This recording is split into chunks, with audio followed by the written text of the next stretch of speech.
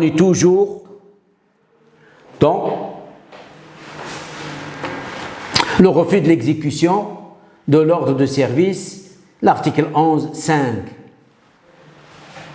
Lorsque l'entrepreneur estime que les prescriptions d'un ordre de service dépassent les découlant de son marché ou soulèvent de sa part des réserves, il doit retourner au maître d'ouvrage un exemplaire de l'ordre avec réserve et il doit ensuite expliciter ses réserves ou ses observations.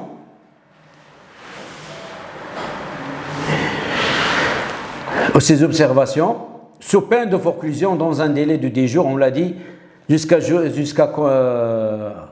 à compter de la date de cet ordre de service. En outre, l'entrepreneur peut ne pas obtempérer au deuxième ordre de service. Et là, on voyait le premier et même un deuxième. En outre, l'entrepreneur peut ne pas obtempérer au deuxième ordre de service s'il estime que l'exécution, donc il y a un premier, réserve au refus de l'exécuter, elle a consulté l'architecte, il lui a dit non, il faut qu'elle exécute. Dans ce cas-là, un deuxième, et le CCAG donne une sortie pour le titulaire du marché, pour l'entrepreneur. Il ne peut pas exécuter s'il estime que l'exécution présente un danger évident d'effondrement de l'ouvrage ou constitue une menace pour la sécurité avec présentation des justifications nécessaires. Par exemple, il lui demande de construire l'ouvrage. Or, et c'est pertinemment que les intempéries, elles vont causer des dégâts. La pluie, elle peut constituer un danger pour l'ouvrage et elle risque d'effondrement. Dans ce cas-là, il peut, mais il faut qu'il soit sûr de ses justificatifs. S'il n'a aucun lien avec l'objet du marché, modifier le dit marché au changement du lieu d'exécution. C'est-à-dire, le contrat porte sur un objet et par la suite, l'ordre de service, il part d'un autre objet qui n'a rien à voir avec le marché. Ou bien le lieu d'exécution, c'était prévu par exemple au point A, mais on lui demande de le changer au point B. Pourquoi? Tout simplement parce que, avant de s'engager, il y a la visite des lieux.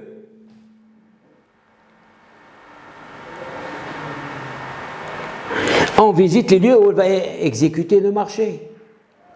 Et on sait qu'il n'y a pas de problème sur le plan géologique. Or, changer de point A à point B risque par exemple que là, il n'y a pas de problème. Sur le plan géologique, on peut creuser sans aucun problème. Par contre là, ça va présenter des difficultés. Peut-être je peux rencontrer des rochers, peut-être je peux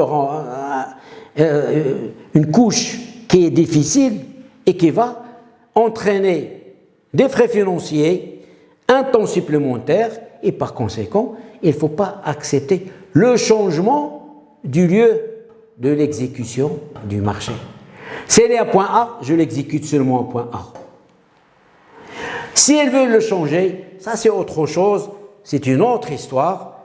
Vous n'acceptez pas, sauf si c'est un écrit. Et un écrit, il faut l'accepter, comme j'ai dit, avec réserve, parce que il faut visiter les lieux avant d'accepter. Ça, c'est le deuxième point.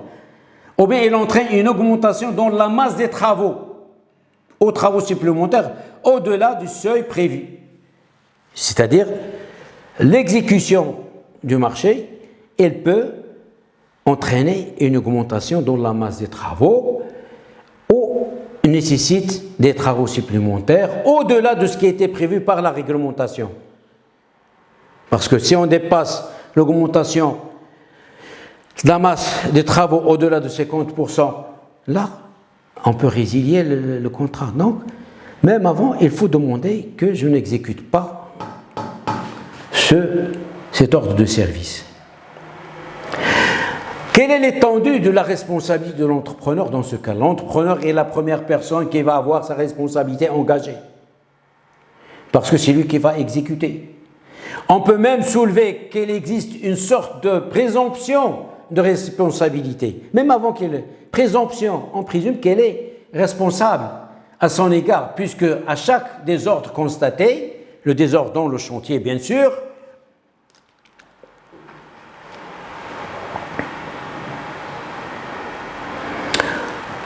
à chaque désordre constaté, c'est à lui que l'on va s'adresser en premier lieu. Et lui revient de se décharger, c'est-à-dire de dire s'il y a des problèmes, quand on parle de désordre constaté, c'est qu'il y a un problème dans l'exécution et que l'exécution ne fonctionne pas comme prévu et qu'il peut causer des problèmes pour le bon achèvement de l'ouvrage. Donc l'entrepreneur peut se voir reconnaître responsable pour tout défaut d'exécution, mais pas seulement. Sa responsabilité englobe les manquements à ses obligations contractuelles. Les manquements se rattachent au contrat, mais non mentionnés dedans. C'est-à-dire, voilà, il n'a pas exécuté le contrat tel qu'il a été prévu, mais d'autres, s'il a accepté d'exécuter un ordre de service qui n'est pas régulier. Donc, l'entrepreneur peut se voir reconnaître responsable pour tout défaut d'exécution, mais pas seulement. Sa responsabilité englobe les manquements à ses obligations contractuelles et les manquements se rattachant au contrat, mais non mentionnés dedans. C'est à mettre en parallèle son obligation de résultat, parce que l'obligation de résultat, c'est qu'il faut que l'ouvrage soit restitué, soit achevé selon les règles de l'art. C'est ça l'obligation de résultat. Voilà un résultat, il faut que j'arrive à ce résultat qui est positif, que l'ouvrage soit exécuté selon les règles de l'art. Qu'elle engage surtout ce qui est mentionné dans le contrat, mais pas seulement. Elle est ainsi tenue par les obligations découlant de son statut professionnel de la construction. On a parlé de ça. Le conseil et les règles de l'art. Il faut qu'il soit là, à côté de l'architecte, bien sûr, pour avertir le maître d'ouvrage. Dans l'exécution, attention, il y a un problème. Il faut écrire ça pour se désengager de toute responsabilité et renvoyer la responsabilité à l'architecte. C'est à mettre en parallèle avec son obligation de résultat, qu'elle engage sur tout ce qui est mentionné dans le contrat, mais pas seulement. Il est ainsi par des obligations découlant de son statut professionnel, de la construction, son devoir de conseil et le respect des règles de l'art. Il s'agit de règles que l'on peut rattacher à la bonne foi, à la loyauté. La bonne foi et la loyauté. Et la bonne foi ne peut être démontrée que par des écrits. Attention, il y a un danger. Elle est ainsi tenue par les obligations. Il s'agit de règles que l'on peut rattacher à la bonne foi ou à la loyauté contractuelle. L'idée est que le professionnel avec lequel on contracte nous assure qu'il mettra tout son savoir-faire dans l'exécution du contrat, palliant même le défaut de connaissance de l'administration. Parce que, comme j'ai dit, le maître d'ouvrage, parfois, il ne connaît pas les règles de l'art. C'est un administrateur, c'est un juriste, c'est un financier, je ne sais pas. L'entrepreneur est lié au maître d'ouvrage par une obligation de résultat. Pour autant, la jurisprudence en France a jugé, parce que ça, même la jurisprudence en France, je suis désolé, il n'y a pas d'exemple ici au Maroc. C'est pour cela je m'appuie sur la jurisprudence en France. A jugé que l'obligation de résultat n'équivalait pas à présomption de faute et de causalité. Il reste à prouver l'existence d'un manquement et un lien entre le manquement et le désordre. C'est-à-dire, le désordre, il faut qu'il y ait un lien avec le manquement, son savoir-faire, sa loyauté et le désordre. Est-ce qu'il a averti, oui ou non? Seul l'entrepreneur principal est habilité à émettre des réserves parce qu'il est seul responsable de l'ouvrage face à l'administration. C'est-à-dire, s'il y a un groupement, il est le mandateur qui est habilité, si un entrepreneur principal a des sous-traitants, il est le seul à émettre des réserves. Les autres n'ont pas le droit d'émettre des réserves. Par conséquent, même si les autres entreprises et les sous-traitants sont également liés par une obligation de résultat, il appartient à l'entrepreneur principal. Il ne faut pas se cacher derrière les autres. C'est un groupement conjoint ou solidaire, il ne faut pas dire les autres. Non, vous êtes autant commandataire, vous êtes lié à ce groupement par une convention. Et dans cette convention, il y a votre rôle. Et votre rôle, vous êtes l'interlocuteur du maître d'ouvrage. Si vous avez un sous-traitant, vous ne pouvez pas se cacher derrière le sous-traitant. Vous êtes l'interlocuteur privilégié et l'unique pour le maître d'ouvrage.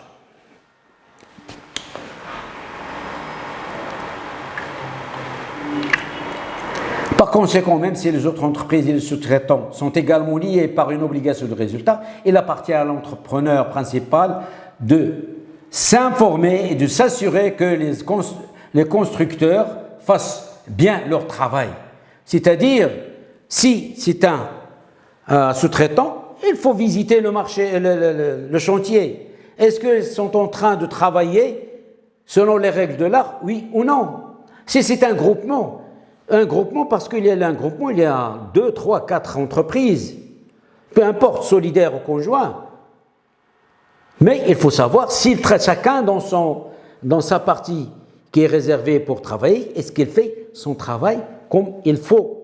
Vous êtes le mandataire, c'est pas vous faites partie, bien sûr, des autres, vous êtes solidaires, mais les 3 autres ou les 2 autres, il faut qu'ils travaillent, il faut qu'ils soient, parce que en tant que mandataire, vous avez l'obligation de rendre compte au maître d'ouvrage. Et par votre conséquence, il y a un contrôle permanent à ces entreprises.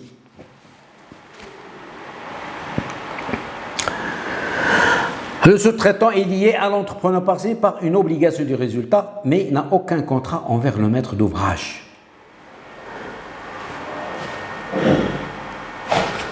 Le sous-traitant et le maître d'ouvrage, ils ont un contrat entre eux. Il n'a rien à voir avec le sous-traitant. Le sous-traitant avec l'entrepreneur, un contrat. Et entre l'entrepreneur et le maître d'ouvrage, un autre contrat qui n'a rien à voir avec l'autre. Et par conséquent, l'entrepreneur principal qui assume la responsabilité. La responsabilité entière, s'il y a un retard, c'est lui qui est responsable. S'il a des malfaçons, c'est lui qui est responsable.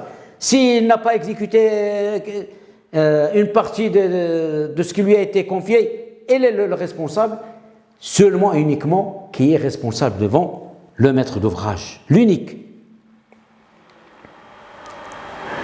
L'entrepreneur est alors responsable des travaux exécutés par les sous-traitants. De la même manière, d'autres entreprises peuvent intervenir sur le chantier sans qu'ils ne soient liés contractuellement avec l'entrepreneur principal. Elle doit être vigilant et pouvoir prouver en faisant constater par exemple si des désordres existaient déjà avant de commencer les travaux. S'il y a des problèmes, avant de commencer les travaux, il y a des difficultés qui empêchent le bon déroulement sur le chantier. L'entrepreneur est donc tenu de respecter les stipulations contractuelles. L'article 43 des CCAG de travaux dispose que le titulaire ne peut de lui-même apporter aucun changement aux dispositions techniques prévues par le marché. Je répète, très très important. Le titulaire ne peut de lui-même apporter aucun changement. On a parlé le cas de cet entrepreneur qui avait le trottoir aménagé, mais il a dépassé. Il n'a pas le droit de faire ça s'il n'a pas reçu ordre de la part. Vous n'avez pas le droit de modifier le contenu, ni les stipulations contractuelles, ni des modifications techniques. S'il y a des modifications, il faut demander à l'entrepreneur. Il ne faut pas. C'est pour ça qu'il dit le titulaire ne peut de lui-même apporter aucun changement aux dispositions techniques prévues par le marché. Le titulaire peut même être forcé à reconstruire les ouvrages pour les mettre en conformité. C'est-à-dire, s'il a rajouté quelque chose de son propre chef et le maître d'ouvrage n'est pas d'accord, il peut lui demander « J'ai pas demandé ça, c'est à vous risque et péril, démolition et reconstruction selon ce qui était prévu dans le contrat, selon le plan de l'architecte. » Et comme on l'a vu, cet article souffre de l'exception pour les travaux jugés indispensables. C'est-à-dire, il y a des travaux qui sont indispensables. Dans ce cas-là, on peut le faire. On constate, et le maître d'œuvre, l'architecte, il est là pour attester qu'elles sont indispensables. Si je ne fais pas ça, je ne peux pas continuer d'exécuter le marché. Donc, je fais ça, indispensable. Et dans ce cas-là, je peux consulter l'architecte, le maître d'œuvre, parce qu'il est sur le chantier. Il y a la personne chargée du suivi du marché. Elle est là, je peux le consulter. Je ne suis pas obligé d'aller même pour les travaux indispensables. La traçabilité, elle est là. Et on fait un procès verbal, et je fais ces travaux-là, sans recevoir un ordre de service. Mais dès que la personne chargée du suivi du marché, ou le maître d'œuvre, ou l'architecte, constate effectivement ce sont des travaux indispensables, dans ce cas-là, il faut le faire. Mais, je répète, rien d'oral, de bouche à oreille, non. Formaliser chaque fois, procès verbal, consigné dans le cahier de chantier, communiqué, bien sûr, par la personne chargée du suivi du marché au maître d'ouvrage, consigné dans le registre du marché. Le titulaire peut même être forcé à reconstruire les ouvrages pour les remettre en conformité. Comme on l'a vu, cet article s'ouvre des exceptions et ainsi de suite. Sinon, seul un ordre de service ou un avenant peut permettre à l'entrepreneur d'exécuter le contrat différemment. Seul un ordre de service ou bien l'avenant peut permettre à l'entrepreneur d'exécuter le contrat différemment. Autrement dit, même l'ordre de service, je ne vous conseille pas, parce que l'avenant qui peut être utilisé pour exécuter le contrat différemment. Si il envoie par ordre de service, bien, mais il faut qu'il soit formalisé tout de suite par un avenant. Le titulaire qui refuse d'exécuter un ordre de service commet une faute de nature à engager sa responsabilité.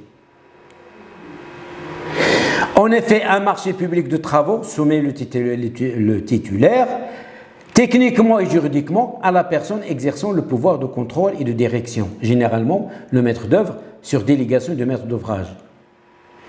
Un marché de travaux soumet le titulaire à la personne exerçant le pouvoir, c'est-à-dire entre comme j'ai dit, l'architecte et le titulaire, un lien.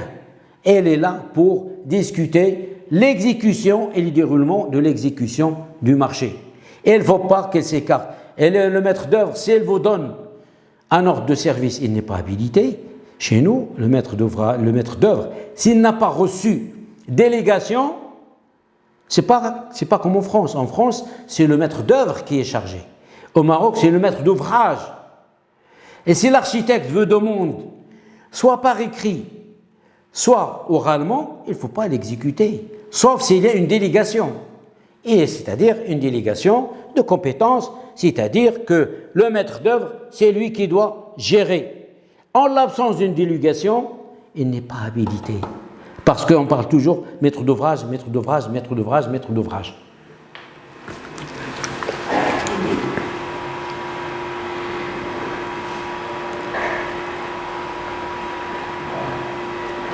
Il existe toutefois deux sortes d'exceptions. La première est le cas où l'ordre de service est soit manifestement illégal, soit a des conséquences dangereuses.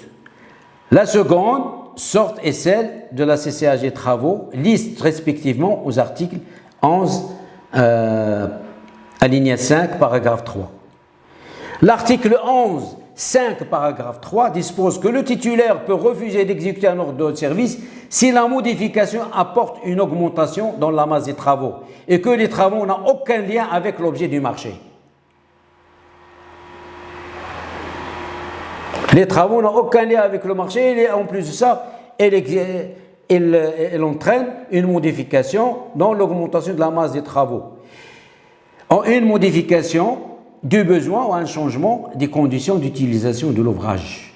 C'est-à-dire qu'il consiste en une modification du besoin, le besoin qui est manifesté en amont par le maître d'ouvrage, il y a une modification, ou un changement des conditions d'utilisation de l'ouvrage.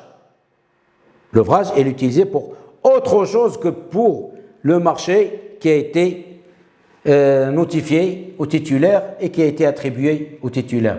L'article 40, paragraphe 3, dispose que le titulaire du marché peut demander la résiliation du marché en cas d'ordre de service tardif. C'est-à-dire même l'ordre de service, après un certain temps, on l'a vu, il faut notifier l'ordre de service. On notifie l'approbation du marché, c'est une chose, et le commencement des travaux en est une autre. Il faut faire la distinction entre les deux. Parfois, les deux sont à la fois envoyés par un ordre de service. On envoie l'approbation et la notification de l'approbation, la notification de commencement des travaux. Parfois, on envoie les deux séparés. On envoie que vous êtes titulaire du marché et que le marché a été approuvé par l'autorité compétente.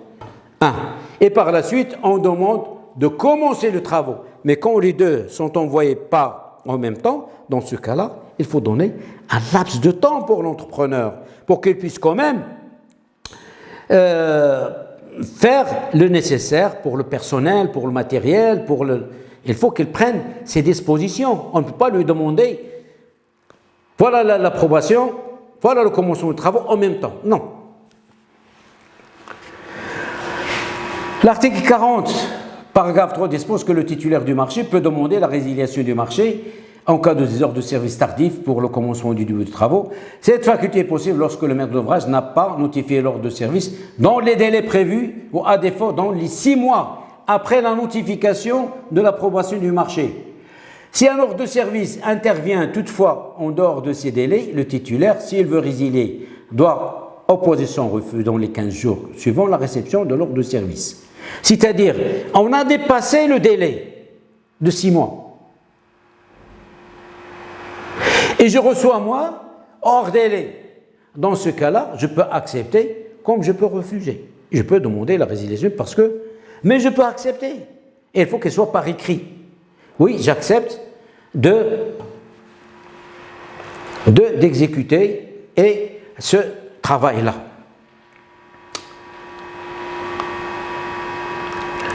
Et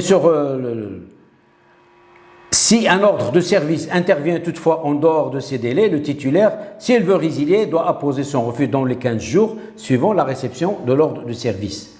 Sans ce refus, l'entrepreneur est réputé avoir accepté la nouvelle date de commencement des travaux. 15 jours, dans le délai de 15 jours, ça c'est ce qu'on appelle la forclusion. Au-delà, dans les 15 jours, je peux demander. Sinon, dans les 15 jours, vous êtes censé d'accepter l'ordre de service. Parce que vous n'avez... Le silence signifie l'acceptation. L'article 60 concerne le paiement des acomptes. Le titulaire peut demander soit l'ajournement, soit la résiliation. Là aussi, ce sont les droits du titulaire qui sont préservés. Avant, on peut ne pas payer et on demande à l'entreprise de continuer à travailler. Maintenant, c'est terminé. Après un certain délai de 8 mois, s'ils ne m'ont pas payé, je peux demander la résiliation, de facto. L'article 67 concerne le paiement des acomptes. Le titulaire peut demander soit l'ajournement, soit la résiliation. Ajournement, c'est-à-dire arrêter. J'ai parlé de deux choses, l'ajournement ou la résiliation. Elles sont explicitées par l'article 67 avec des délais de non-paiement pour préserver les droits de l'entrepreneur. Il ne peut pas attendre à l'infini. C'est pour cela que j'ai dit que ce CCAG, il garantit les droits des entrepreneurs, des titulaires du marché. Et dans ce cas-là, s'il n'est pas payé, quand on parle d'un acompte, c'est qu'il y a un décompte, c'est-à-dire qu'il y a un service fait. Autrement dit, service fait des comptes à compte, il faut que je sois payé. Mais je ne suis pas payé. Que faire? Ici, l'article 67 donne au titulaire du marché de demander soit la résiliation, soit l'ajournement. Si le paiement d'ajournement, il peut demander l'ajournement lorsque le retard dans le règlement des sommes dues au titre du marché dépasse 4 mois. Donc, ajournement égale 4 mois. Il n'y a pas de résiliation. Ajourner, c'est-à-dire arrêter, en attendant de payer. Bien. À compter de la date de la signature des attachements. On va voir les attachements. Ce sont les maîtresses qui ont été réalisées et sont établies par l'entrepreneur. Établies par l'entrepreneur. On va voir qu'il y a un changement dans ce domaine-là. Bien. À partir de la date de signature des attachements, par l'agent chargé du suivi du marché. Pourquoi? Parce que la signature des attachements, ça c'est le point de, c'est-à-dire le service fait et les droits acquis. Dès qu'on signe, dès que l'agent signe les attachements, à partir de cette date-là, le délai commence à courir. Donc, on donne 4 mois, ajournement. Et la résiliation lorsque le retard dans le règlement des sommes dues au titre du marché dépasse 8 mois. 4 mois, mais il n'a pas en ajourné, il n'a pas répondu, il n'a pas réagi, il n'a pas payé. 8 mois, je demande la résiliation. Mais la résiliation, là, on va la voir, parfois avec indemnité, parfois sans indemnité. Si, par exemple, la collectivité territoriale n'a pas de disponibilité, ou si les crédits, par exemple, pour une raison ou une autre, ont été diminués en attendant des jours meilleurs, dans ce cas-là, bon, on peut ajourner en attendant le paiement et la réception des crédits. Donc, 2 cas. Le premier cas, ajournement, 4 mois de non-paiement. Au-delà de 8 mois, on demande la résiliation du contrat. Toutefois, le titulaire du marché doit d'abord avertir le maître d'ouvrage.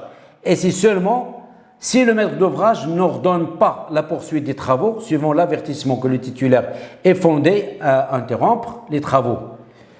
C'est-à-dire, il faut avertir. Avertir comment? Ce n'est pas oralement. Il ne faut pas téléphoner si vous ne payez pas. Non. Un écrit. Un écrit consigné dans le cahier, le cahier de chantier. Et aussi dans le registre du marché. Mais parfois, il dit que je m'engage à vous payer. Seulement, il y a des problèmes. Parfois, récemment, il y avait un problème au niveau du système informatique des établissements publics. Et il y a des crédits et tout, mais pour procéder au paiement, il y avait un problème. On garantit à l'entrepreneur de continuer les travaux et on va le payer. En tout état de cause, c'est un établissement public, c'est une collectivité territoriale, c'est un État, c'est l'État. C'est une personne publique. Et il ne peut pas se dérober à ses obligations. En effet, le maître d'ouvrage procède à la notification à l'entrepreneur de l'ordre de service prescrivant l'ajournement de l'exécution des travaux sollicités. Sollicité, c'est-à-dire je demande en tant qu'entrepreneur et lui, et leur donne un ordre de service d'arrêt. En effet, le maître d'ouvrage procède à l'entreprendre de leur service prescrivant l'ajournement de l'exécution des travaux sollicités. Le paiement de l'acompte en retard donne lieu à l'établissement d'un ordre de service de reprise de l'exécution des travaux. Dès que l'acompte est payé, un ordre de service, immédiatement, il ne faut pas qu'elle continue. Le maître d'ouvrage, il faut qu'elle donne l'ordre prescrivant la continuité, le commencement ou la reprise plutôt des travaux. Aussi, le titulaire peut demander au maître d'ouvrage de procéder à la résiliation du marché. Dans ce cas, l'autorité compétente procède immédiatement à la résiliation du marché sans accorder à l'entrepreneur aucune autre indemnité. C'est-à-dire, au-delà de 8 mois, qui prend, c'est pour ça que j'ai dit, qui prend la décision de la résiliation. Ce n'est pas le maître d'ouvrage, c'est l'autorité compétente. Et l'autorité compétente, c'est le degré le plus haut. Soit le ministre, je répète, soit le directeur de l'établissement public ou le directeur général, soit le président de la collectivité territoriale. C'est lui qui doit résilier le contrat et nullement le maître d'ouvrage. Cependant, en cas de retard dans le règlement des sommes dues à l'entrepreneur, des intérêts moratoires, parce que dans ce cas-là, la résiliation sans indemnité, elle est demandée par le titulaire du marché. Par contre, les intérêts moratoires, pour tout ce retard, il faut qu'ils soient mandatés. C'est de votre droit de demander, de droit et de facto, et sans modalité préalable. Si le maître d'ouvrage ne mandate pas ces intérêts moratoires, il faut demander au comptable. Au comptable, il est dans l'obligation, s'il reçoit, par exemple, les acomptes pour le règlement de ce qui a été exécuté, et il faut qu'il soit accompagné d'un autre ordre de paiement des intérêts moratoires. S'il ne le reçoit pas, il rejette le mandatement et lui demande de mandater les intérêts moratoires.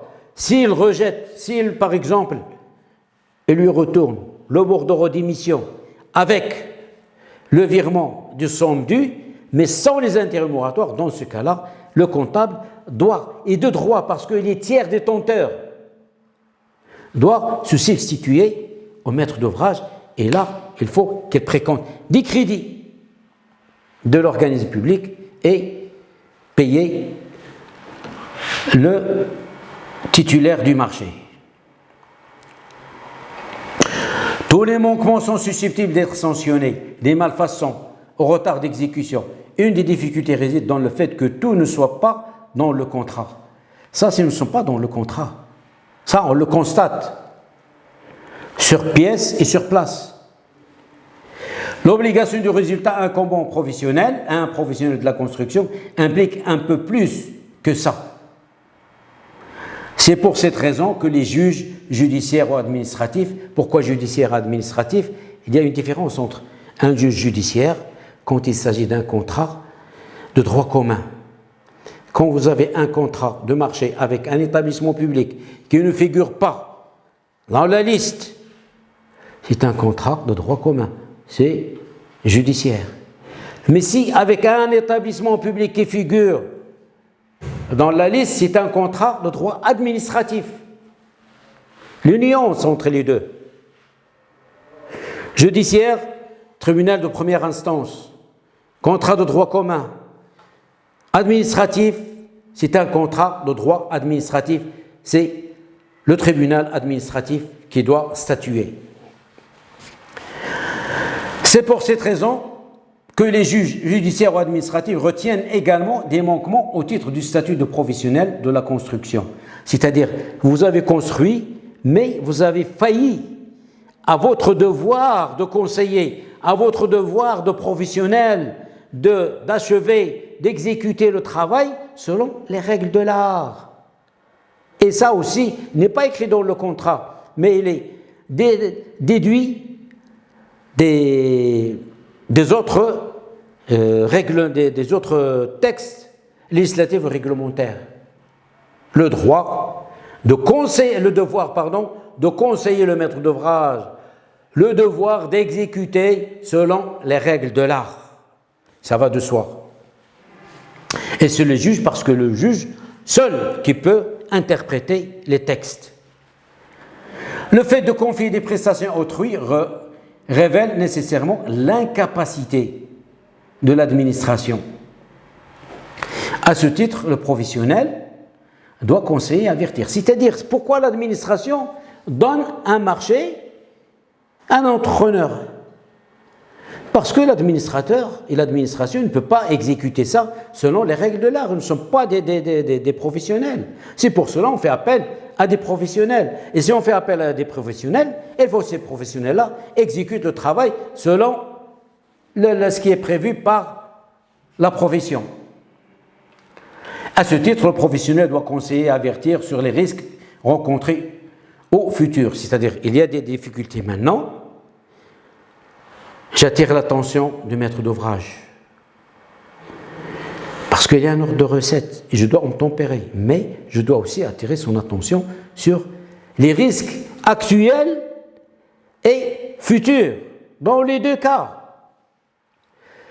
D'autant plus que si le titulaire est tenu d'exécuter des ordres de recette, il est aussi tenu de faire des réserves lorsqu'il sait que les prescriptions contenues dans l'ordre sont mauvaises. Ainsi, il peut être responsable pour ne pas avoir suivi un ordre de service, mais si elle l'a suivi, l'entrepreneur risque d'exécuter des ordres erronés.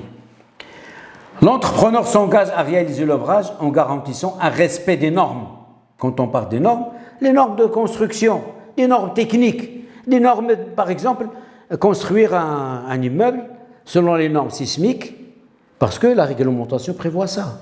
S'il vous demande de ne pas respecter la réglementation qui prévoit la construction d'un bâtiment administratif sans respecter les normes sismiques, là, il faut dire non, monsieur. Parce qu'il faut respecter les normes sismiques. Et pour respecter les normes sismiques, il faut mettre tant de ciment, tant de ceci, tant de cela. Et c'est ça qui est prévu par la profession. Il faut l'avertir.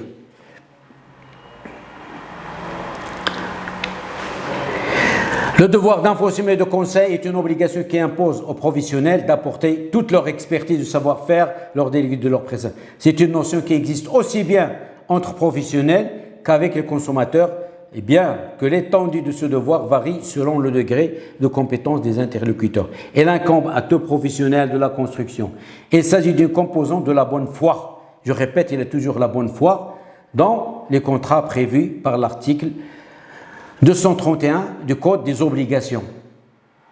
En effet, le professionnel, parce que le droit civil prévoit ça, le droit des contrats et des obligations de 1913 tel qu'il a été modifié.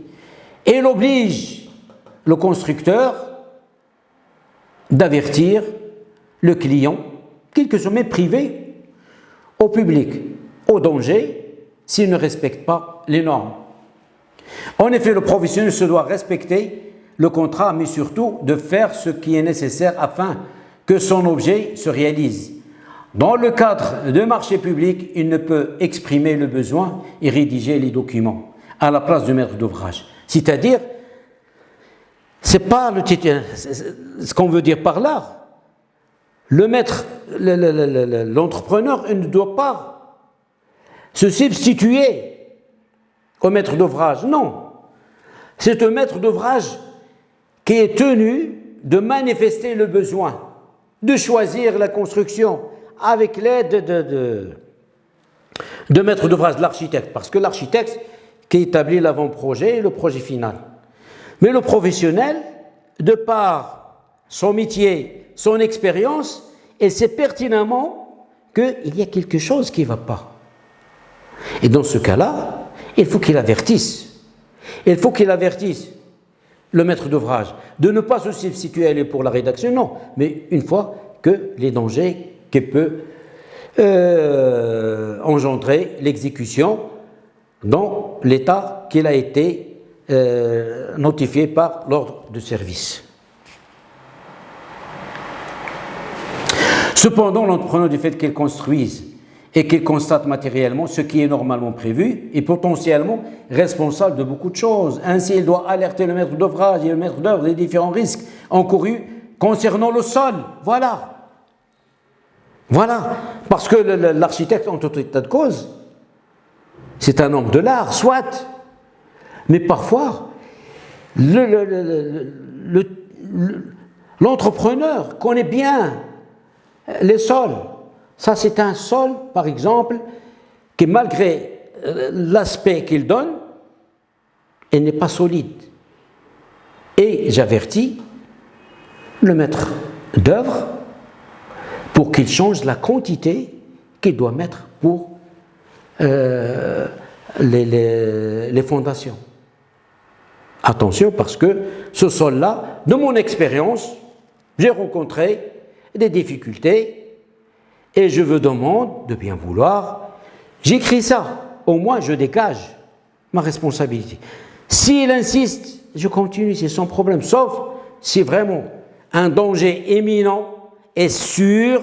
Dans ce cas-là, je demande la résiliation du contrat et dans ce cas-là, il y a le bureau d'études qui intervient, mais ce sont des cas extrêmes. L'obligation de conseil recouvre toutes les actions de l'entrepreneur chaque fois qu'il intervient. Il intervient également lorsque, par exemple, l'entrepreneur ne choisit pas les matériaux, mais les utilise et a le pouvoir de contrôler de la qualité. Si, par exemple, les matériaux utilisés ne sont pas conformes, dans ce cas-là, il faut que le maître d'ouvrage demande à l'entrepreneur, par le biais bien sûr, ou bien le maître d'œuvre, il dit que ce sont des matériaux qui ne sont pas conformes pour une construction sismique. L'acier, par exemple, il faut qu'il soit ce qu'on appelle diamètre 16, ou 18, ou 19. La manière dont il fait les poutres, c'est pas ça. Donc, il faut qu'il lui demande, c'est le maître d'œuvre, dans ce cas-là, de lui demander de rectifier.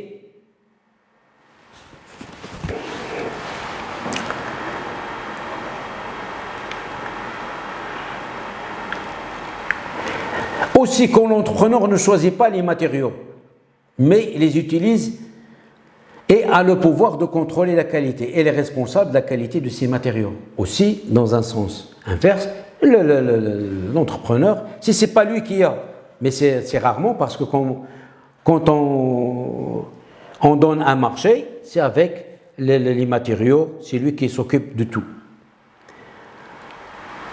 Dans une autre affaire, la construction d'une faute par le maître d'œuvre n'exonère pas l'entrepreneur d'émettre des réserves au vu de ses compétences techniques. C'est-à-dire que s'il constate une faute, parce que l'architecte est un être humain, et par voie de conséquence, parfois il commet des erreurs. Et il y a des erreurs qui ont été constatées à cause d'une erreur, la mauvaise conception de l'architecte. L'entrepreneur, s'il constate cette erreur-là, il faut qu'il avertisse l'entrepreneur et le titulaire, le maître d'ouvrage. Et l'ordre de service doit être retourné avec cette réserve, bien justifiée. Le maître d'œuvre, il intervient, c'est à lui par la suite de dire oui ou non. Et dans ce cas-là, cette responsabilité de l'entrepreneur est dégagée. Et c'est le maître d'œuvre qui l'assume.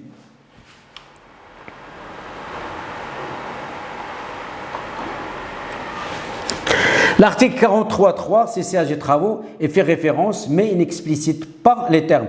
Si le maître d'ouvrage reconnaît que les changements techniques, il parle des changements techniques, les changements techniques faits par l'entrepreneur ne sont pas contraires aux règles de l'art. Si le maître d'ouvrage reconnaît que les changements techniques faits par l'entrepreneur ne sont pas contraires aux règles de l'art, c'est-à-dire Et ici, le titulaire et l'entrepreneur, il fait changement. Mais le maître d'ouvrage, il dit, bon, pas de problème parce qu'il ne dérange pas.